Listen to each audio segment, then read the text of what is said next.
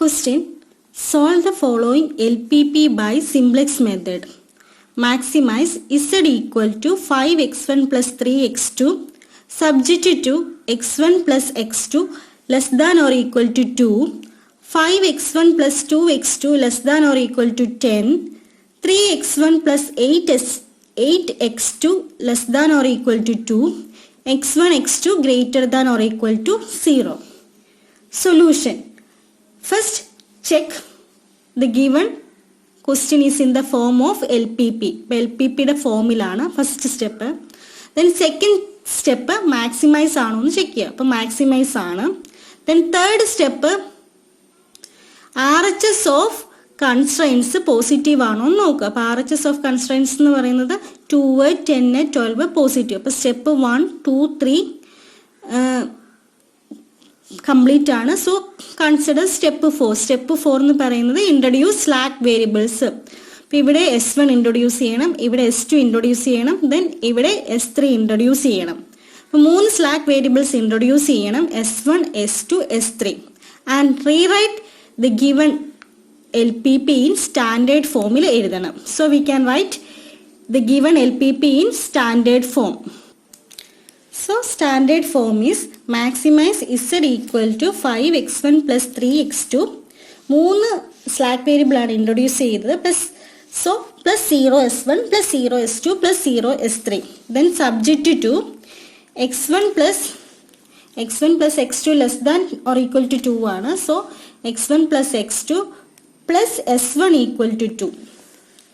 അടുത്തത് 5x1 plus 2x2 less than or equal to 10 ആണ്. So 5x1 plus 2x2 plus s2 equal to 10. 3x1 plus 8x2 less than or equal to 12 ആണ്. So 3x1 plus 8x2 plus s3 equal to 12 ആണ്. So 12. The standard form എഴുതി. Next we can draw the simplex table. Simplex table വരയ്ക്കുകയാണ്. Simplex table വരയ്ക്കണം. Simplex table വരയ്ക്കുകയാണ്. അപ്പോൾ first three column fixed ആണ്. That is first column എന്ന് പറയുന്നത് first column CB ആണ്. ഫസ്റ്റ് കോളം CB ഫിക്സഡ് ആണ്. Second column BV basic variable. Then next XB. Then അടുത്ത കോളം. ദെൻ ക്വസ്റ്റ്യനിൽ എത്ര വേരിയബിൾസ് ഉണ്ട്? ക്വസ്റ്റ്യനിൽ 2 വേരിയബിൾസ് ആണുള്ളത്. So x1 x2. ദെൻ എത്ര വേരിയബിൾ ഇൻട്രൊഡ്യൂസ് ചെയ്തു? അപ്പം ഇൻട്രൊഡ്യൂസ് ചെയ്തത് 3 വേരിയബിൾ ആണ്, S1, S2, S3. So BV എന്ന് പറയുന്ന ബേസിക് വേരിയബിൾ ആണ്. ബേസിക് വേരിയബിൾ എപ്പോഴും ആദ്യത്തെ സ്റ്റെപ്പിൽ നമ്മൾ ഇൻട്രൊഡ്യൂസ് ചെയ്ത വേരിയബിൾസ് ആയിരിക്കും വരുന്നത്. That is S1, S2, S3 ആണ് വരുന്നത്.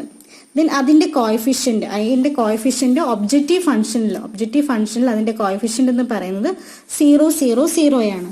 So coefficient equal to 0, 0, 0. Then XB എന്ന് പറയുന്നത് വാല്യൂ ആണ്. വാല്യൂ എന്ന് പറയുന്നത് ഇവിടെ 2, 10, 12 ആണ്. സോ 2, 10, 12. ദെൻ x1ന്റെ കോഎഫിഷ്യൻ്റ് 5, 3 ആണ്. x1ന്റെ കോഎഫിഷ്യൻ്റ് ഇവിടെ നോക്കണം 1, 5, 3. അപ്പോൾ 1, 5, 3 x1ന്റെ കോഎഫിഷ്യൻ്റ്. x2ന്റെ കോഎഫിഷ്യൻ്റ് 1, 2, 8. അപ്പോൾ 1, 2, 8. ഇനി S1ന്റെ കോഎഫിഷ്യൻ്റ്. S1 ഫസ്റ്റ് ഇക്വേഷനിൽ മാത്രമേ ഉള്ളൂ, സെക്കൻഡിലും തേർഡിലും ഇല്ല. സോ 1, 0, 0. 1, 0, 0. S2 ഫസ്റ്റ് ഇക്വേഷനിലില്ല, സെക്കൻഡ് ഇക്വേഷനിൽ S2 ഉണ്ട്. സോ 0, 1, 0. S3 first 2 ഇക്വേഷനിലില്ല. സോ 0, 0, 1. എപ്പോഴും BV എന്നുള്ളത് ഫസ്റ്റ് സ്റ്റെപ്പിൽ സ്ലാക്ക് വേരിയബിൾസ് ആണ് വരുന്നത്. അതിൻ്റെ കോഎഫിഷ്യൻ്റ് എപ്പോഴും 0 ആയിരിക്കും. നെക്സ്റ്റ് സ്റ്റെപ്പ് നമ്മൾ ZJ ചെയ്യണം. ZJ CJ ZJ minus CJ ചെയ്യണം. ഇസഡ് ജെ എന്ന് പറയുന്നത് C B into X J ആണ്. അപ്പം ഇവിടെ എഴുതുമ്പോൾ നമ്മൾ 0 into 1 plus 0 into 5 plus 0 into 3 അപ്പം 0 എന്ന് വരും. ദെൻ നെക്സ്റ്റ് സ്റ്റെപ്പിൽ 0 into 1 plus 0 into 2 plus 0 into 8 0 തന്നെ വരും. നെക്സ്റ്റ് 0 ഇൻറ്റു 1 0 ഇൻറ്റു 0 0 ഇൻറ്റു 0 0 തന്നെ വരും. 0 into 0 0 into 1 0 into 0 0 into 0 0 into 0 0 into 1 0. ഇപ്പോൾ ഫസ്റ്റ് സ്റ്റെപ്പിൽ ഇസഡ് ജെ എല്ലാം 0 ആണ്, കാരണം നമ്മൾ സി ബി ഇൻറ്റു ആണ് ചെയ്യുന്നത്. സി ബി എപ്പോഴും 0 ആണ്, ഫസ്റ്റ് സ്റ്റെപ്പിൽ എപ്പോഴും 0 ആണ്. ദെൻ സി ജെ എന്ന് പറയുന്നത് കോഎഫിഷ്യൻ്റ് ഇൻ ബേസിക് വേരി, കോഎഫിഷ്യൻ്റ് ഒബ്ജക്റ്റീവ് ഫംഗ്ഷൻ്റെ കോഎഫിഷ്യൻ്റ് ആണ്. ഇപ്പോൾ ഇവിടെ നോക്കാം 5 ഒബ്ജക്റ്റീവ് ഫംഗ്ഷൻ്റെ കോഎഫിഷ്യൻ്റ് 5 3 0 0 0 ആണ്. സോ അതെപ്പോഴും സി ജെ എപ്പോഴും സെയിം ആയിരിക്കും, 5 3 0 0 0 ആയിരിക്കും 5.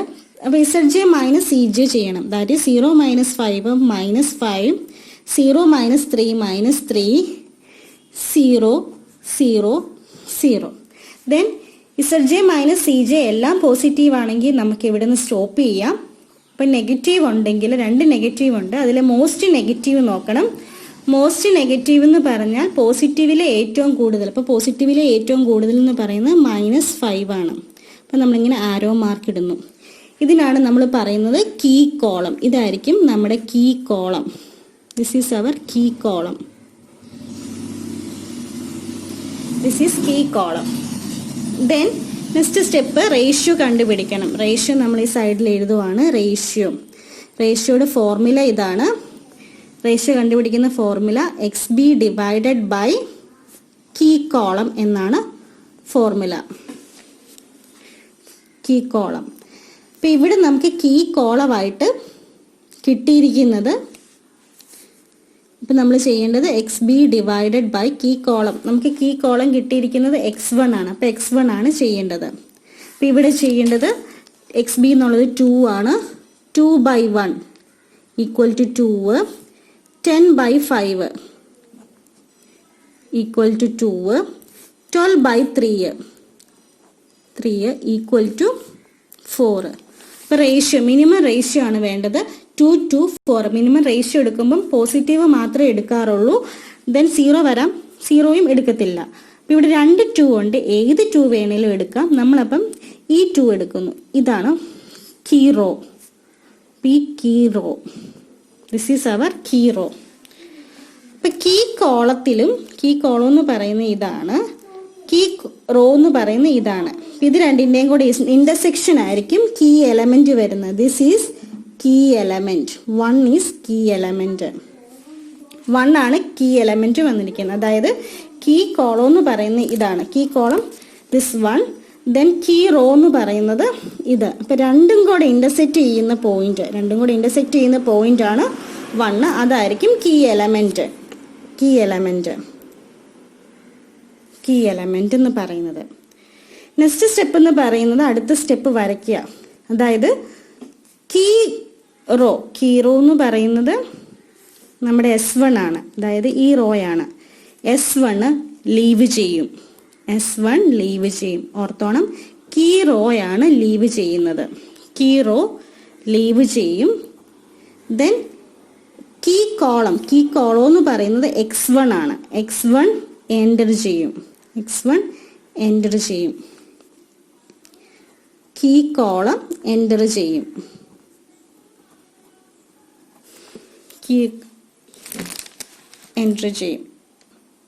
അതായത് S1 പോയി x1 വരും. അതായത് ഇവിടെ S1 S2 S3 എന്നാണ്. അപ്പോൾ ഈ S1 പോയിട്ട് x1 ആണ് വരുന്നത്. x1 ബാക്കി അതുപോലെ തന്നെ S2 S3.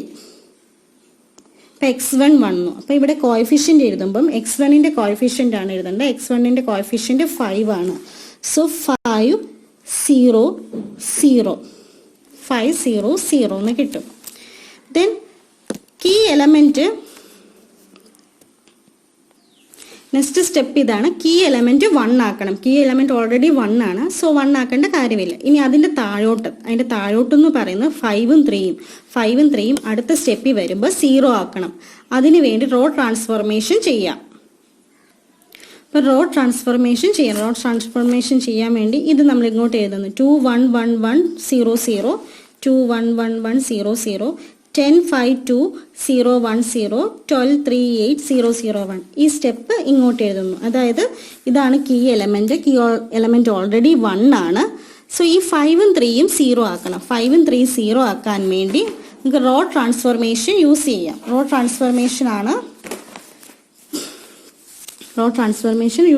ട്രാൻസ്ഫോർമേഷൻ എന്ന് പറയുന്ന R2 gives ഇത് 0 ആകണം. ഇത് 0 ആകാൻ വേണ്ടി we get R2 gives R2 minus 5R1 ചെയ്താൽ മതി. R2 gives R2 minus 5R1ഉം then R3 ഇത് 0 ആകാൻ വേണ്ടി R3 minus 3R1 ചെയ്താൽ മതി. അതാണ് നമ്മൾ ചെയ്യുന്നത്. 2 1 അത് അങ്ങോട്ട് എഴുതുന്നു. 2 1 1 1 0 0. So R2 gives R2 minus 5R1 ആണ്. R2 എന്നുള്ളത് ഇത് 10 minus 5R1. അപ്പം 10 minus 10 0. ഇത് 5 minus 5 0. 2 minus 5 minus 3. ഇത് 0 ആണ്. ഇത് 5. 0 minus 5 minus 5 1 ആണ്. 1 minus 0 1. 0 minus 0 0 എന്ന് കിട്ടി. ഇനി അടുത്ത R3 minus 3R1 ആണ് ചെയ്യേണ്ടത്. അപ്പം 12 minus 6 ഇത് 3 വരും. അപ്പം 12 minus 6 6. 3 minus 3 0. 8 minus 3 5. 0 minus 3 minus 3. 0 minus 0 0. 1 minus 0 1. അപ്പം നമുക്ക് റോ ട്രാൻസ്ഫോർമേഷൻ ചെയ്ത് എങ്ങനെയാണ് R2 gives R2 minus 5R1ഉം R3 gives R3 minus 3R1. കാരണം ഈ 5 0യും 0 ആക്കാൻ വേണ്ടിയാണ് ഈ റോ ട്രാൻസ്ഫോർമേഷൻ ചെയ്തത്. അപ്പോൾ റോ ട്രാൻസ്ഫോർമേഷൻ ചെയ്ത മെട്രിക്സ് നമ്മൾ ഇങ്ങോട്ട് എടുത്തെഴുതുന്നു. റോ ട്രാൻസ്ഫോർമേഷൻ ചെയ്തത് നമുക്കിവിടെ കിട്ടിയത് 2 1 1 0 0 അതിവിടെ എഴുതുന്നു. 2 1 1 1 0 0. അടുത്തത് 0 0 0 0 0 minus 3 minus 5 1 0 6 0 5 minus 3 0 1. ഈ മെട്രിക്സ് നമ്മൾ ഇങ്ങോട്ട് എടുത്തെഴുതി. അപ്പം മെട്രിക്സ് ഇങ്ങോട്ട് എടുത്തെഴുതി. Then ZJ CJ minus CJ ചെയ്യണം. ZJ എന്ന് പറയുന്നത് CB ഇൻറ്റു X1 ആണ്. അപ്പോൾ 5 into 1 plus 0 into 0 plus 0 into 0. അപ്പോൾ 5 into 1 5. Then 5 into 1 plus 0 into minus 3 plus 0 into 5. അപ്പോൾ 5 into 5 5. 5 into 1 plus 0 into minus 5 plus 0 into minus 3. So 5. 5 into 0 0 into 0 0 into 0.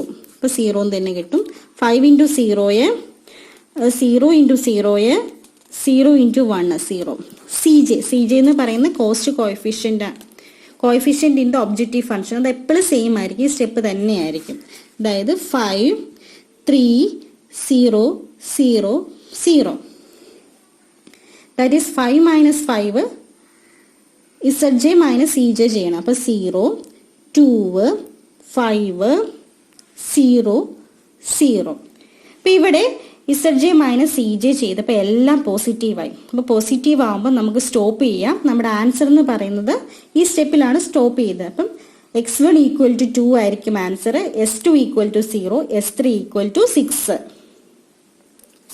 So our answer x1 equal to 2, s2 equal to 0, s3 equal to 0. ഇതാണ് ടേബിളിൽ നിന്ന് കിട്ടുന്നത്. അപ്പോൾ ടേബിളിൽ നിന്ന് കിട്ടാത്തത്, അതായത് x2 ടേബിളിലില്ല, അപ്പോൾ അത് 0 ആയിരിക്കും.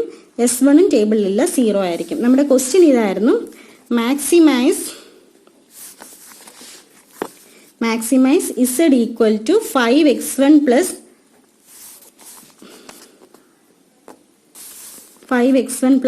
3x2 എന്നായിരുന്നു ക്വസ്റ്റ്യന്. അപ്പോൾ 5x1 വാല്യൂ നമുക്ക് കിട്ടി, x1 2 ആണ്, x2 0 ആണ്. So answer equal to 5 × 2 plus 3 × 0, answer 10. അപ്പോൾ ആൻസർ 10 ആണ്. അറ്റ് x1 ഈക്വൽ ടു 2ഉം x2 ഈക്വൽ ടു